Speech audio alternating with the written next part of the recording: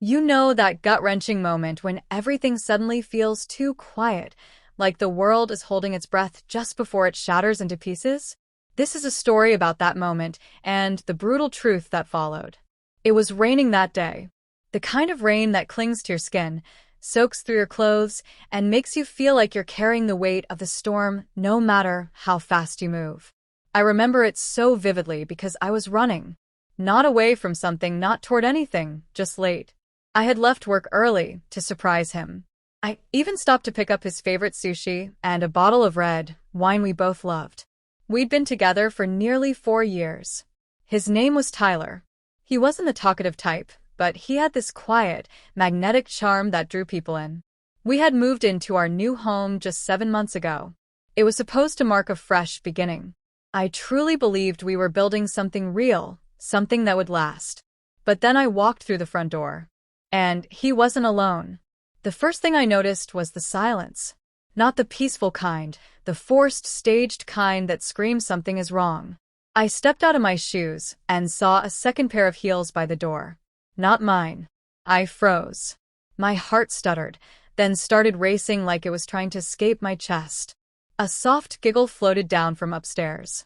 Then the floor creaked. The bedroom. I don't even remember deciding to go up. My body moved on its own, like it had disconnected from my brain. Numb. Mechanical. One step at a time. The door wasn't fully closed. Through the narrow opening, I saw him. His bare back. Her legs. The sheets tangled and half off the bed. I didn't scream. I didn't cry. I just stood there, frozen, watching. My mind blank. And then, as if he could sense my presence, he turned around. His expression collapsed like he'd seen a ghost.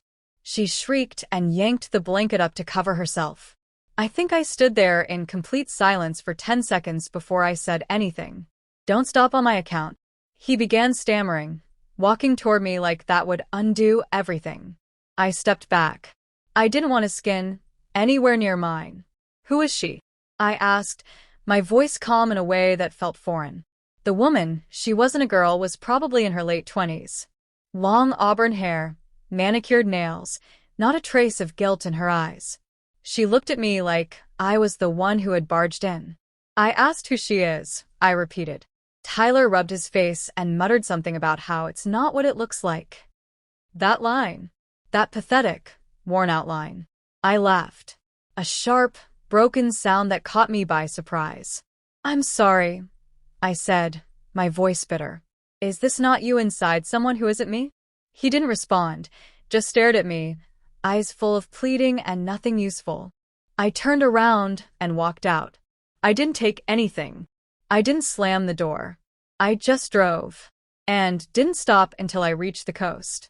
I sat in my car for 2 hours, watching the waves crash beneath a storm-darkened sky, trying to breathe through the betrayal pressing on my chest. That night, I stayed at my friend Jenna's place. She didn't ask a single question, just handed me a glass of wine and let me cry. The next morning, my phone was flooded.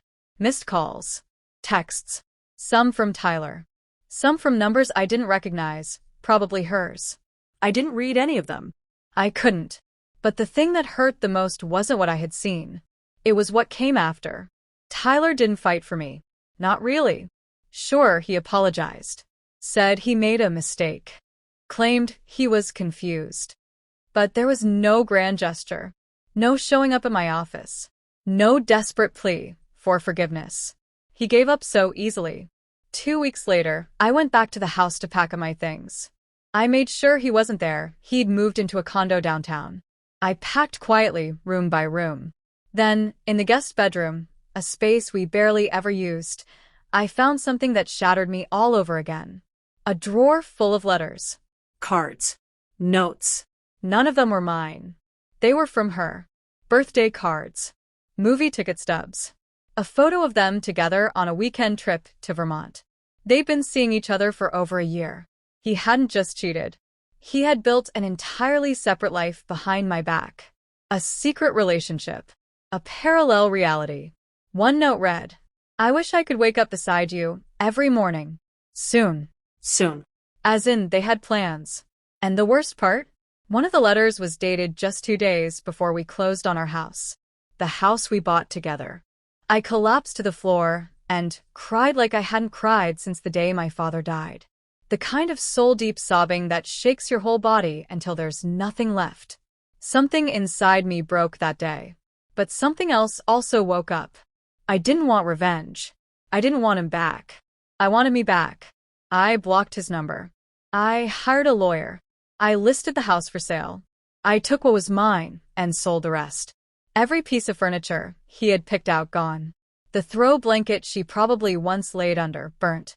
But before I walked out of that house for the last time, I did one small thing. Maybe it was petty, but it was necessary. I printed every letter, every photo, every card, put them in a binder. On the first page I wrote, "This is what you destroyed. Hope she was worth it." I left it on the kitchen counter. He never responded, never brought it up. Maybe he never opened it. But I didn't care. I moved to a new city. Found a new job. Started again. Then, a few months later, I got a message request on Instagram. It was from her. She said they had broken up. That he'd cheated on her, too. This time with someone else. She apologized. Said she had no idea I even existed. I didn't reply. She didn't deserve closure from me. The truth is, he didn't just cheat on me with her. He cheated on her with me, too. We were both just pawns in whatever twisted game he was playing. But I'm not a pawn anymore. I'm not waiting for apologies. Not explanations. Not closure. I walked into that house thinking I had a partner. I walked out realizing I was finally free. Sometimes, the most painful discoveries are the ones that liberate us. Betrayal shatters illusions. But it also clears the path to healing. And that path belongs to you.